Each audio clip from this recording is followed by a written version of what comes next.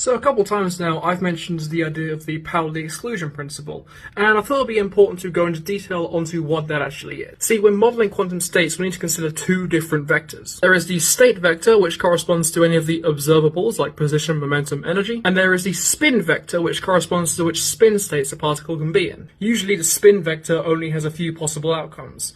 2 for fermions, 3 for gauge bosons, and 1 for Higgs boson. And in order to get the total state of the particle, you need to combine these two vectors together. This is in a special way called a tensor product, but we won't need to get into that. With regard to fermions, these are the particles that only have 2 spin states. This results in some interesting interpretation. For example, when two wave functions that are identical in both their spin and their state are combined, the wave function is set to 0. Now, when a particle's total wave function is 0, it means that there's just no particle there whatsoever.